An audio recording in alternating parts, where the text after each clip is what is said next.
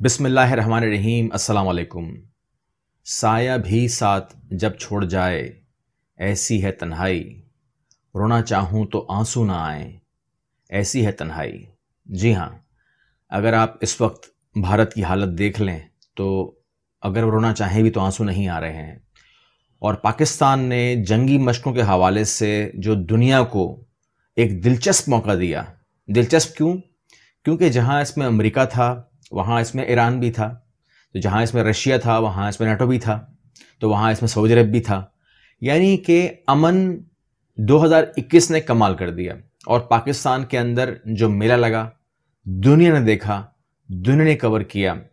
जब एक तरफ ये 46 मुल्क, 115 मुल्कों के ऑब्जर्वर्स, यानी कि तकरीबन आधी से ज़्यादा दुनिया पाकिस्तान में मौजूद थी, तो आप मुझसे पूछ सकते हैं कि 115 मुल्कों के ऑब्जर्वर जब यहाँ पर हों और 46 मुल्क ग्राउंड पे आपके साथ मशे कर रहे हों, तो उस वक्त दूसरी तरफ क्या न्यूज़ चल रही थी?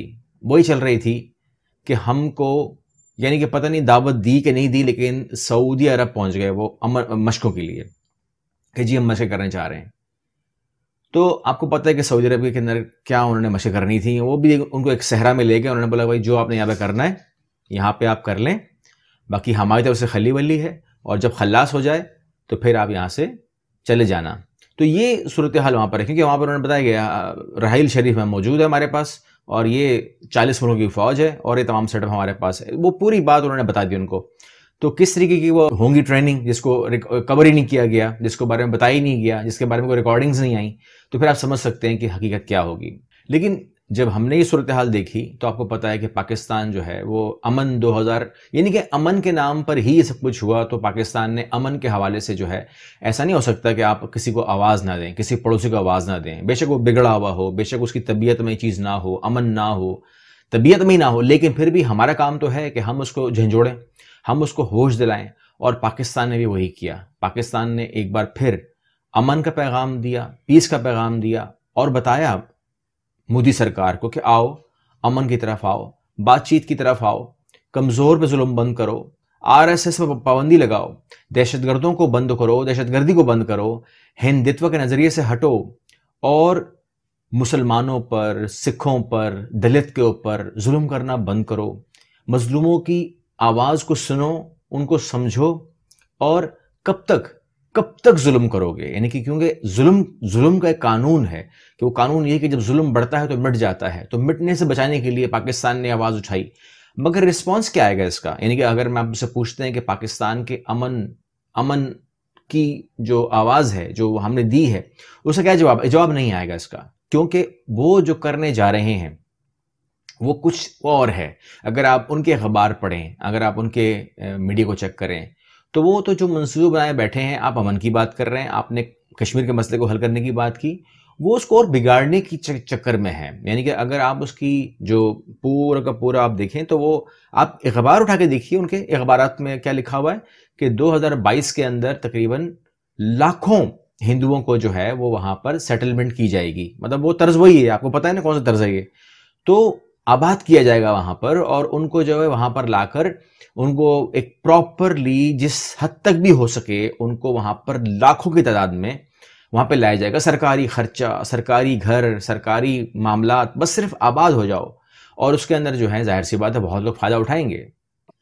और ये आज की बात नहीं है, ये जब उन्होंने कंपेन की थी, इलेक्शन कंपेन, तो उसमें ये तमाम चीज़ें वो बोल चुके हैं। मैं नई बात नहीं कर रहा हूँ, ये आप लोग जानते हो कि 2019 के अंदर क्या उन्होंने जो अपना पूरा एक मैनिफेस्टो दिया था, उसमें सब तमाम चीज़ें लिखी हुई हैं। हम तो उसको खाली जानते थे पहले से, लेकिन इस हद तक इस जालिमाना तरीके से अप्लाई होगा, इसके बारे में हमें भी इल्म नहीं था। लेकिन जो सूरत हाल बनने जा रही है वो तो वर्स देन वर्स्ट है। आप अमन की बात करें, वहाँ पर जो होने जा रहा है वहाँ पर तो वो लोग, इनके समझ लीजिए कि वो इसको वर्स्ट ईयर 2021 में क्या होगा क्या नहीं होगा, मगर 2022 के हवाले से जो बातें कर रहे हैं वो तो मुझे खौफ, एक ऐसा लग रहा है कि खाना जंगी शुरू हो जाएगी। क्योंकि जब वो ज़बरदस्ती मुसलमानों को घर से निकालेंगे और वहाँ पर नई सेटलमेंट्स होंगी, आबादियाँ बनेंगी, तमाम चीज़ें होंगी, तो जाहिर सी बात है कि अमन तो रहेगा नहीं। तो इस हवाले से आपको ये वीडियो देने का मतलब मेरा ये था कि आज जितना वो आप प्रेशराइज कर रहे हो सिखों को, मुसलमानों को, दलित को,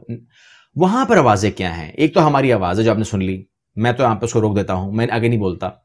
लेकिन अब सुनिए कि सोचिए कि जब सिख बता रहा है वहां मुसलमानों को कि भाई आप लोग अपनी ताकत को समझें, नंबर एक। दूसरा, जब नारे तकबीर लगता है तो वहां पर अगर सिख बोल दे अल्लाहू अकबर, तो किसी ने नोट किया? नहीं किया। वीडियो देखें।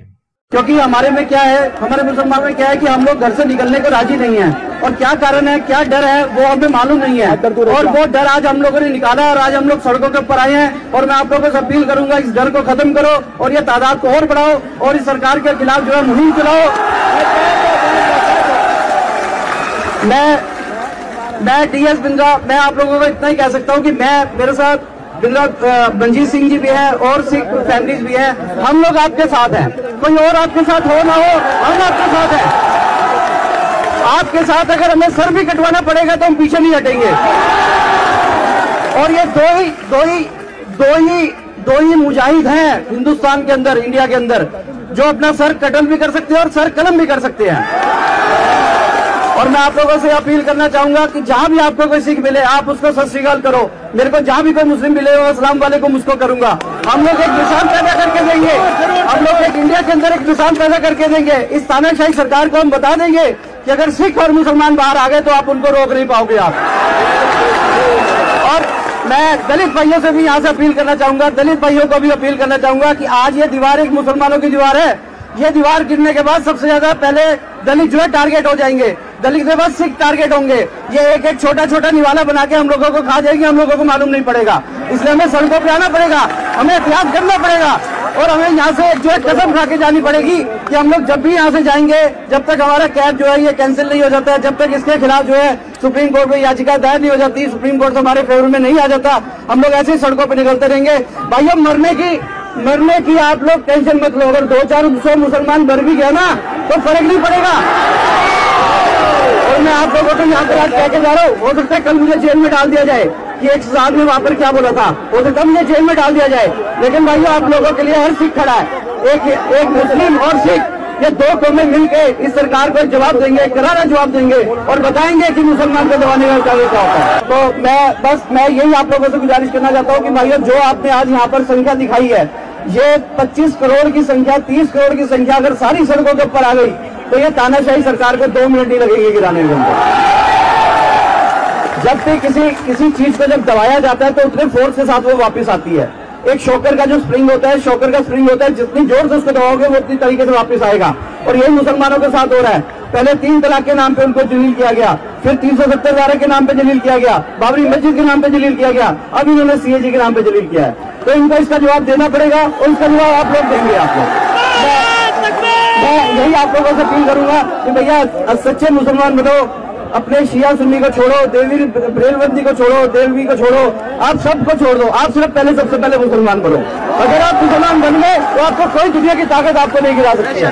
बस मैं इन्हीं बातों के साथ अपनी बात को अंजाम दूंगा, क्योंकि मेरी भी रिकॉर्डिंग हो रही है। कल मुझे भी जेल में डाल दिया जाएगा, टाटा बाटा लगा दिया जाएगा, शायद आप लोगों को मिले ना मिलूं। लेकिन अगर आपके ध्यान में आता है कि DS बिंद्रा जी को अरेस्ट किया तो आप लोग इसी तादाद के साथ आ जाना। बस एक बात कहना चाहता हूँ कि सरफरोशी की तमन्ना अब हमारे दिल में है और देखना है ये जो CBI जो कानून है, एक थोड़ी सी बात कहते हैं, ये लाखों मुसलमान और हिंदुओं ने, सिखों ने खून बहाया था इस मुल्क की आजादी के लिए, तब जाकर हमें दस्तूर मिला था, कानून मिला था। आज बीजेपी हुकूमत उसी कानून को तोड़ रही है, उसी दस्तूर को तोड़ने की कोशिश कर रही है। लेकिन हम यकीन दिलाते हैं कि इंशाअल्लाह जमात उलमा के बैनर के नीचे पूरे मुल्क में तहरीक चलेगी। तो ये है अंदरूनी सूरत हाल जो आपने देखी, और ये आपको पता है कि ये ऑफ कोर्स ये कितनी असली वीडियो हो सकती है, क्योंकि ये साहब जो हैं वो खुद कह रहे हैं कि मैं कल तक, आज ही बोल रहा हूं तो कल ऑफ कोर्स मैं अरेस्ट हो जाऊंगा, क्योंकि भारत के अंदर अगर कोई भी हक की बात करेगा तो वो अरेस्ट नहीं होगा तो और क्या होगा। यही सहाफ़ियों का हाल है, यही सच बोलने वाले का हाल है, यही हक बोलने वाले का हाल है। लेकिन उम्मीद करते हैं उसी बात पर, फार्मूला वही है कि जुल्म फिर जुल्म है, बढ़ता है तो मिट जाता है। अल्लाह हाफिज़।